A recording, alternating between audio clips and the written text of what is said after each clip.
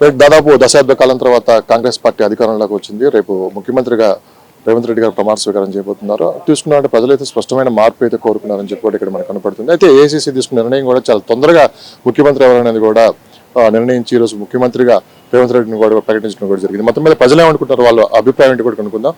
చూశారు ఇప్పటి వరకు కేసీఆర్ పరిపాలన చూశారు. గత 10 సంవత్సరాల నుంచి ప్రజలు స్పష్టమైన మార్పు కోరుకున్నారు. రేవంత్ రెడ్డి గారు ముఖ్యమంత్రిగా రేపు ప్రమాణ స్వీకారం కూడా చేయబోతున్నారు. ఎలా ఉండబోతుందని మీరు భావిస్తున్నారు? మొత్తం మీద ముందుగా రేవంత్ రెడ్డి గారు మీరు ఏం చెప్పదలుచు? రేవంత్ రెడ్డి గారికి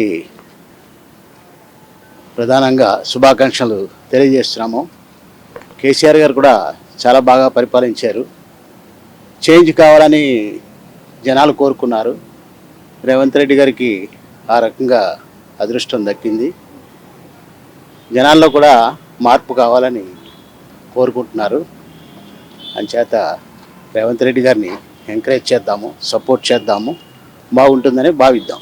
రేవంత్ రెడ్డి గారు పొలిటికల్ ఎదిగిన విధానం మీరు చూస్తున్నారు. గత 17 సంవత్సరాల నుంచి పోరాటం అయితే గట్టిగా చేశారు. ఈరోజు ముఖ్యమంత్రి స్థాయికి ఎదిగారు. అంటే ఇవన్నీ చూసినప్పుడు మీకు ఆయన ఎలా అనిపిస్తుంది?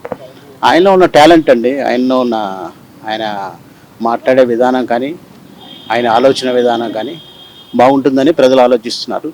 ఆ విధంగా ఆయనకి పట్టం కట్టారు.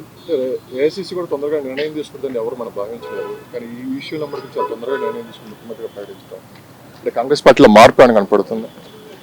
మార్పు అంటే ఆయన విధానం, ఆయన కాన్వర్సింగ్ విధానం కానీ ఆయన మాట్లాడే విధానం కానీ ఏఐసీ కూడా అలా భావించింది, బాగా చేస్తారని ప్రజలు కూడా అదే ఆలోచిస్తున్నారు.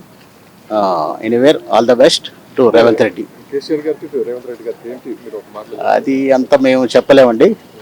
మార్పు ఏం కోరుకుంటున్నారు? మార్పు అయితే కోరుకున్నారు. ఎలాంటి అభివృద్ధి కోరుకుంటున్నారు? అంటే మార్పే కోరుకుంటున్నాము, అభివృద్ధి బాగుంటుందని ఆలోచిస్తున్నాం. 6 గ్యారంటీస్ ఎంతవరకు మనకి వర్కౌట్ అయింది అనుకుంటున్నారు? చూద్దాం ఎంతవరకు చేస్తారో.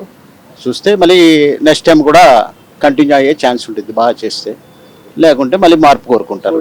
ఈ ఎఫెక్ట్ ఏపీ మీద ఉండే అవకాశం ఉంటుందని భావిస్తున్నాం.